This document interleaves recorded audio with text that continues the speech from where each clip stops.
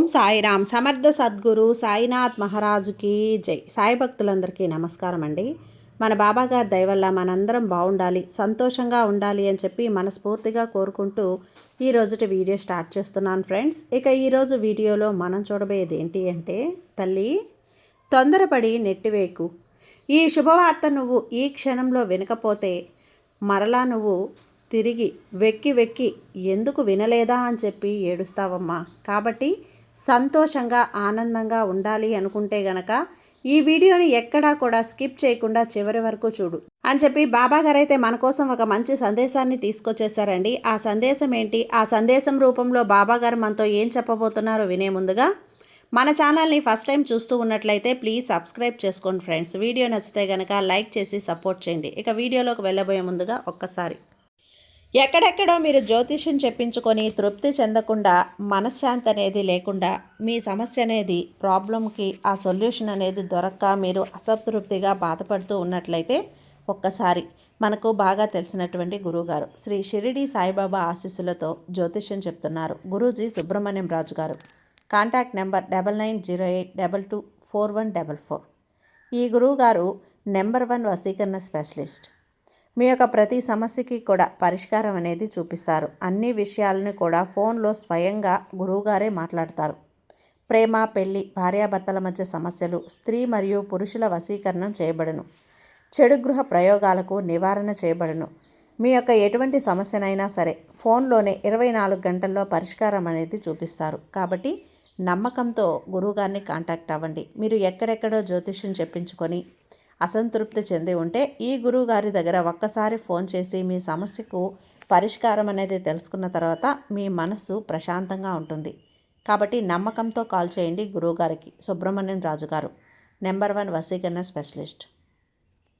Contact number 9908224144. ఇక వీడియోలోకి వచ్చేస్తే, తల్లి తొందరపడి నెట్టివేయకమ్మా. ఈ సందేశాన్ని ప్రతి చివరి వరకు చూడు. ఎన్నో కష్టాలతోటి, ఎన్నో బాధలతోటి, ఎంతో మానసికమైన వేదనతోటి జీవితాన్ని గడుపుతూ ఉన్నావు. జీవితంలో ఏ రోజు కూడా సంతోషం వస్తుందా, ఏ రోజు మనస్ఫూర్తిగా ఈ రోజుని మనం ఆస్వాదిద్దామా అని, ఏ రోజు ఆనందంగా జీవితంలో ముందడుగు వేస్తానా అని చెప్పి ప్రతి క్షణం ప్రతి నిమిషం నువ్వు ఎదురు చూస్తూనే ఉంటావు. కానీ ఏదో ఒక మూల నుంచి ఏదో ఒక కష్టం అనేది నిన్ను వెంటాడి వేధిస్తూనే ఉంది. ఎన్నో పూజలు, ఎన్నో వ్రతాలు, మొక్కని దేవుడు లేడు అంటూ కూడా అయినప్పటికీ కూడా కష్టాలనేవి ఏమాత్రం కూడా తగ్గటం లేదు. నీ మానసిక వేదన ఒక నరకంలా ప్రతిరోజు కూడా నిన్ను చిత్రవద గురి చేయేలా చేస్తూ ఉందమ్మా. అయినప్పటికీ కూడా మనసును చంపుకొని 4 గోడల మధ్య కన్నీటిని తుడుచుకొని మళ్ళీ ఎంతో సంతోషంగా ఉన్నట్లుగా పెదవుల మీద చిరునవ్వుని తెప్పించుకుంటూ నలుగురిలో అడుగు ముందుకు పెడుతున్నావు. అయినప్పటికీ కూడా నిన్ను ఏదో ఒక రకంగా నీ యొక్క బంధువులే రాబందులై నిన్ను అనరాని మాటలని చిత్రవద చేస్తూ నిన్ను ఎప్పటికప్పుడు కూడా మానసిక ప్రశాంతత అనేది లేకుండా చేస్తున్నారు. వీటన్నింటికీ కూడా కారణం ఏంటి అని చెప్పి ఏ రోజైనా ఆలోచించావా బిడ్డ? ఒక్కసారైనా నువ్వు గమనించావా? అయినా కూడా నీవు మనస్ఫూర్తిగా సంతోషంగా లేనప్పుడు నాకు ఈ మానవ జన్మ ఎందుకు బాబా, నేను పుట్టి ఎవరికి లాభం? నేను పుట్టినందుకు నా తల్లిదండ్రులు నాకు పెళ్లి చేశారు, నాకు పెళ్ళైనందుకు భగవంతుడు నాకు బిడ్డలనిచ్చాడు. మరి నా జీవితం ఎలాగో నాశనం అయిపోయింది. నా బిడ్డల జీవితం కోసం వాళ్ళ ముఖం చూసి రేపు నేను పోతే వాళ్ళని ఎవరు చూసే దిక్కులేరు. కాబట్టి ఈ రోజున ఇన్ని నరకాలు నేను అనుభవిస్తూ మానసిక చిత్రవదన అనుభవిస్తూ గడుపుతూ ఉన్నాను. నన్ను ఇంకా ఇంతకు మించి ఏం చేయమంటారు? నాకు సంతోషం అనేది జీవితంలో తిరిగి వస్తుందా? ఆనందం అనేది తిరిగి వస్తుందా? మానసిక ప్రశాంతత అనేది తిరిగి వస్తుందా? గుండెల మీద చెయ్యి వేసుకొని నాకు ఏ బాధలు లేవు, నా భర్త చాలా మంచివారు, నాకు డబ్బుకు దిగులు లేదు, ఆరోగ్యానికి దిగులు లేదు, నేను సంతోషంగా ఉన్నాను అని చెప్పి చెయ్యి తీసుకొని హాయిగా నిద్రపోయే రోజు వస్తుందా? ఈరోజు నేను మరణించే రోజు అవుతుందేమో బాబా. ఎందుకంటే నాకు పడి పడి ఈ బాధలు ఒక రకమైనటువంటి విసుగు, ఒక రకమైనటువంటి తలనొప్పి అనేవి వచ్చేసాయి.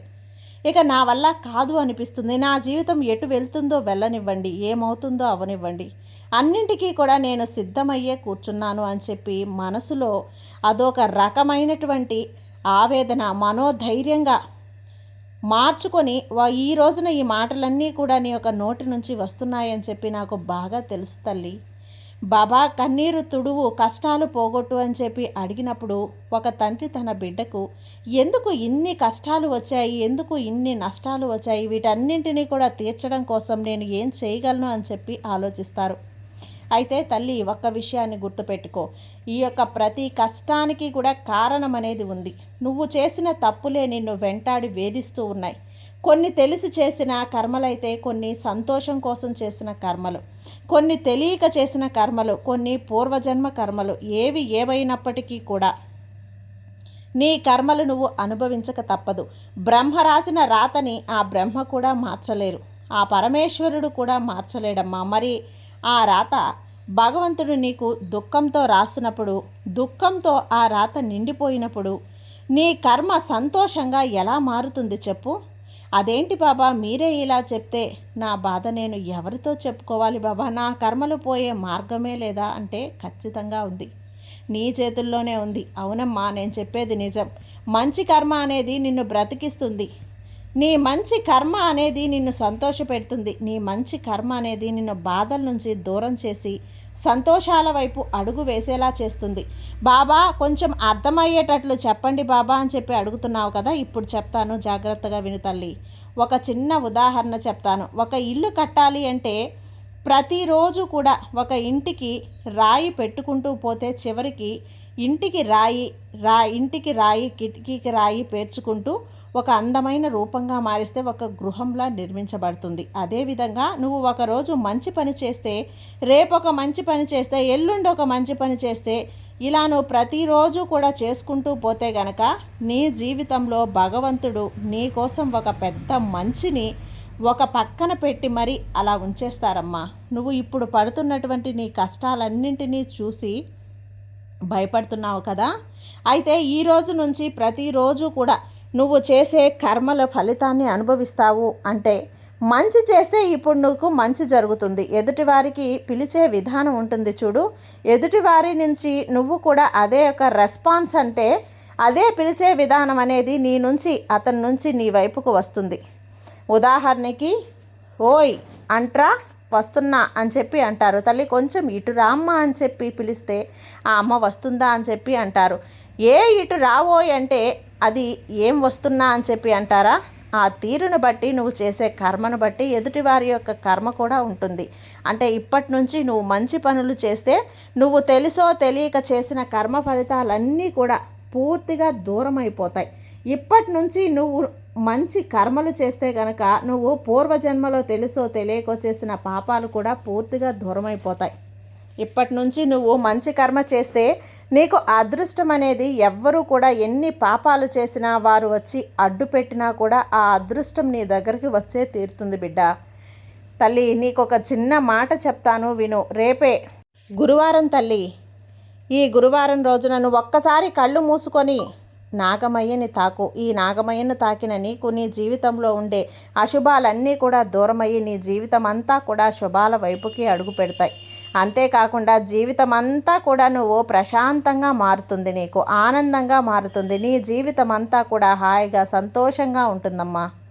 కాబట్టి రేపటి రోజున, ఈ గురువారం రోజున నువ్వు చక్కగా ఉదయాన్నే స్నానం చేసి మంచిగా ఇల్లు వాకిళ్ళు అన్నీ కూడా శుభ్రపరచుకున్న తర్వాత మంచిగా నువ్వు భగవంతుని సన్నిధిలో లేదా నీ ఇంటి దైవం మందిరంలో దీపాన్ని వెలిగించి, నీ ఇంటి దగ్గరలో ఉన్న సుబ్రహ్మణ్యేశ్వర స్వామి గుడికి వెళ్ళి లేదా నాగమయ్య పుట్ట దగ్గరికి వెళ్ళి చక్కగా 2 నాగుపాములు కలిసి ఉన్న విగ్రహానికి నువ్వు పాలాభిషేకం చేసి నీ మనసులో ఉన్న సంకల్పాన్ని గనక నువ్వు చెప్పుకుంటే, రేపటి రోజున నువ్వు చేసిన ఈ చిన్న కార్యం అనేది నీ జీవితంలో ఎన్నో రకాలుగా అనుభవిస్తున్నటువంటి బాధల్ని, ఇంతమంది చేత్తో నువ్వు దోషింపబడ్డ, శపించబడ్డ ఆ శాపనార్థాలన్నీ కూడా పూర్వజన్మ పాపాలను, కర్మలను అన్నింటినీ కూడా దూరం చేసి నువ్వు రేపటి నుంచి ఒక కొత్త జీవితంలోకి, ఒక సంపూర్ణమైనటువంటి అందమైనటువంటి ఆహ్లాదకరమైనటువంటి ఆనందకరమైనటువంటి జీవితంలోకి అడుగుపెట్టేలా చేస్తుందమ్మా. రేపటి రోజున ఈ చిన్న పని చేసి చూడు. నువ్వు రేపటి రోజున ఎట్టి పరిస్థితుల్లో కూడా చాకుతోటి, కత్తితోటి, గొడ్డలతోటి, కత్తిపీటతోటి కోసినవి తినేవి ఇటువంటివి ఏవి కూడా తినకూడదు. నువ్వు చాకుతో కోసిన ఆహార పదార్థాలు ఏవి కూడా సేకరించకూడదు. చేతితో తుంచి లేదా పప్పు లాంటి ఆహారాన్ని మాత్రమే సేకరించు. ఎందుకంటే రేపటి రోజున నువ్వు ఆ నాగమయ్యకు అభిషేకం చేస్తున్నావు. నాగమయ్యకు ఒక్క పొద్దులాగా ఉండి నీ దోష కర్మలన్నీ పోగొట్టుకుంటున్నావు. రేపంటే రేపే చేయమని నేను చెప్పట్లేదమ్మా. నీకు కుదిరిన రోజు ఖచ్చితంగా చెయ్యి. శుక్రవారం రోజు, శనివారం, ఏ రోజైనా సరే నీకు ఏ రోజైతే కుదురుతుందో ఆ రోజు తప్పకుండా నువ్వు చేసి ఆ నాగమయ్య అనుగ్రహాన్ని పొందు. ఎదుటి వారికి మంచి చేసే కార్యం ఏదో ఒకటి చెయ్యి. నీ దగ్గర 10 రూపాయలు ఉంటే గనక ఒక ₹1/2, ఒక ₹5, ఒక దానం, ఒక రూపాయి, ₹2 దానం చెయ్యి. అవతల వారి నుంచి పుణ్యకర్మలు ఎలా తొలగించుకోవాలో ఇలా చేసి పెట్టుకొని చెయ్యి. ఇప్పుడు వీరి కష్టం నా వల్ల కొంచెం కానీ తీరితే చాలు అని చెప్పి నువ్వు అనుకున్నప్పుడు ఆ యొక్క దానాన్ని చెయ్యి. అప్పుడు దానివల్ల నీకు శుభ ఫలితం అనేది వస్తుంది. ఎప్పుడైనా కానీ తల్లి, ఎవరికైనా దానం చేసేటప్పుడు, ధర్మం చేసేటప్పుడు ఏ విధంగా కూడా ఆశపడకూడదు. ఎదుటి వారి నుంచి ఏది ఆశించకూడదు. నీ కర్మ ఫలితం దూరం అవుతుంది అని కూడా నువ్వు అనుకోకూడదు. అలా భగవంతుడు చూసుకుంటాడు అని చెప్పి ఈ ఒక్క మాట మనసులో ఉంచుకొని దానం చేయి. ఈ రేపటి రోజున ఒక శుభవార్తను నువ్వు వినబోతున్నావు. నీ భర్తలో ఒక మంచి మార్పు రాబోతుంది. నువ్వు ఊహించని మార్పు రాబోతుంది. ఆ మార్పు కోసం కూడా రేపటి రోజున నువ్వు నీ భర్తతో మంచిగా ఉండి ఈ రోజున నువ్వు చేసే ఇవన్నీ కూడా నువ్వు నీ భర్త ఇద్దరూ కలిసి ఆ నాగమయ్యకు గనక 2 పాములు కలిసి ఉన్న విగ్రహానికి కనుక మీరిద్దరూ కలిసి పాలాభిషేకం చేసినట్లయితే మీ ఇద్దరి మధ్య వస్తున్న దూరం, మీ ఇద్దరి మధ్య వస్తున్న గొడవలు, కోపాలు, ఎడబాట్లు వీటన్నింటినీ నుంచి కూడా నువ్వు పూర్తిగా దూరం అయ్యి ఇద్దరూ కూడా ఆనందంగా సంతోషంగా ఉంటారు. అంతేకాకుండా నీ మీద, నీ కుటుంబం మీద పడి ఏడ్చేవారి ఏడుపులు, దిష్టి దోషాలు అన్నీ కూడా పూర్తిగా తొలగిపోతాయి తల్లి. ఎప్పుడు కూడా మంచిగా ఆలోచిస్తే నీ చుట్టూ కూడా అంతా మంచిగానే జరుగుతుంది. ఎప్పుడైనా కానీ చెడుగా ఆలోచించావు అంటే నీ ఇంటి వాతావరణంతో పాటు నీ చుట్టూ ఉన్నవారు కూడా చెడుగానే కనిపిస్తారు. కాబట్టి ఏదైనా కానివ్వు, నువ్వు ఆలోచించే ఆలోచనలో ఉంటుంది. మొదట నీ భర్త మారాలి అని చెప్పి నువ్వు ఆశించినప్పుడు కొంచెం మార్పు కావాలి అని చెప్పి తెలుసుకొని దానికి తగ్గట్లుగా మారే ప్రయత్నం చేస్తే అంతా కూడా శుభం జరుగుతుంది తల్లి. నీ శుభవార్త నీకు చాలా చాలా పెద్ద శుభవార్త. నీ ఆరోగ్యానికి సంబంధించిన ఎన్నో రకాలైనటువంటి సమస్యలను దూరం చేసుకోవటానికి రేపటి రోజున నీకు చాలా అద్భుతంగా ఉపయోగపడుతుంది. కాబట్టి నువ్వు గనక దీన్ని వదులుకున్నావంటే మళ్ళీ నువ్వు ఎప్పటికో చేయలేవు తల్లి. కాబట్టి నీకు వీలైనప్పుడు, కుదిరినప్పుడల్లా చేసేస్తూ ఉండు. ఇక నువ్వు ఏడవకూడదు. నా బిడ్డ ఎప్పుడూ సంతోషంగా ఉండాలని నీకు చెప్తున్నాను. అందుకనే ఈ వార్తలన్నీ కూడా నీ జీవితంలో నువ్వు వినాలి అనుకుంటే తప్పకుండా నువ్వు రేపటి రోజున శుభవార్త నువ్వు వినాలి. రేపటి రోజున నువ్వు నాగులకి ఈ విధంగా పాలాభిషేకం చేస్తే తప్పకుండా నువ్వు వినాలి అనుకున్న శుభవార్తలన్నీ కూడా నీ చెవున పడతాయి.